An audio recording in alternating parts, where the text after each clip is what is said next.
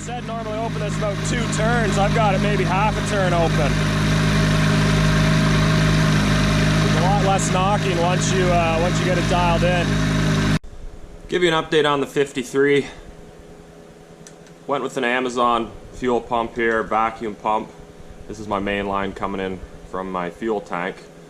What I did was just used a piece of 1/4 inch 2x bar stock there, drilled it out, and just essentially replaced that frame and drilled it to the mounting dimensions of this fuel pump.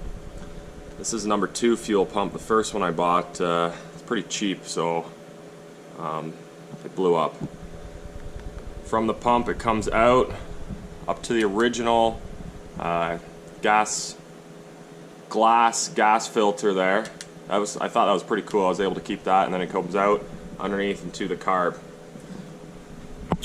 So I've just been tuning it up a bit. Quite tedious working these knobs back and forth once it's running, but it runs pretty good.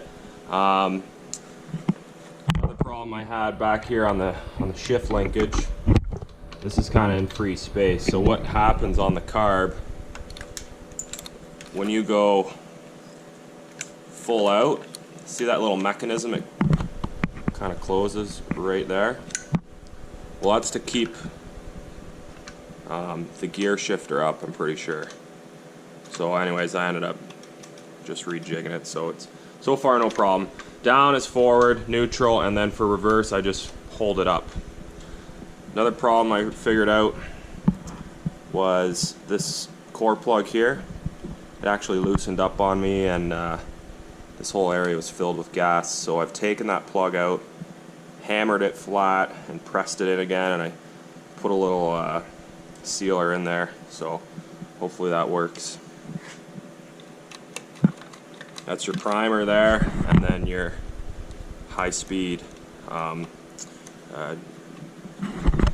needle adjustment there. So we'll take this puppy out, give her a spin, see how she goes. Pretty cool, finally coming together. Another note here, I just threw this pipe clamp on here because this aluminum casting actually cracked right there. I don't know why that is, and that's actually quite convenient because I take this apart, I can take this piece off, pull this out, and get to this linkage. I'm just keeping that little protector plate off there because I like to see the linkage inside there to make sure those teeth are engaging. It is kind of a pain in the butt. It's real tedious to take this on and off. The throttle control isn't precise, but it does work. Here's my converted gas adapter there, and then I've got this kind of old school gas tank that we fill her up with. I took an old hose adapter apart and brazed it to this piece of stainless steel, and because these old outboards you can't put muffs on them, so just take those screws out, put this here, crank the hose on, and that's how I did some water testing.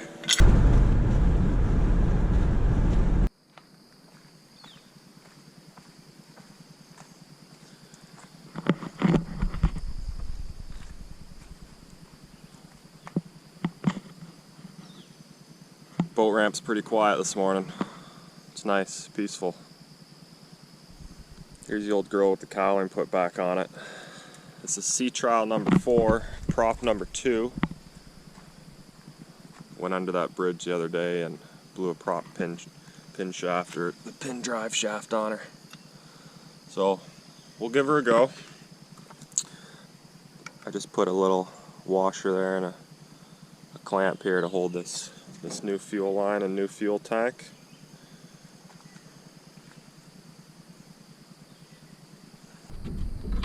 Make sure it's in neutral. I give it about 6 good pumps there until I can hear fuel going into the carb. Put it to start mode. 2 primes.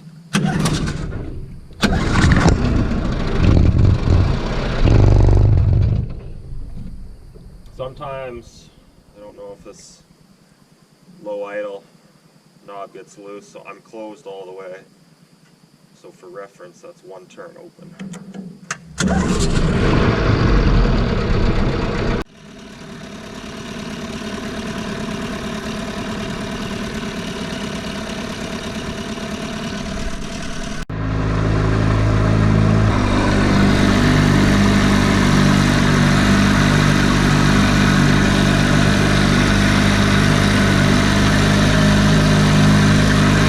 I've almost got it closed all the way. I think it's so clean. They said normally open this about 2 turns. I've got it maybe half a turn open. There's a lot less knocking once you get it dialed in.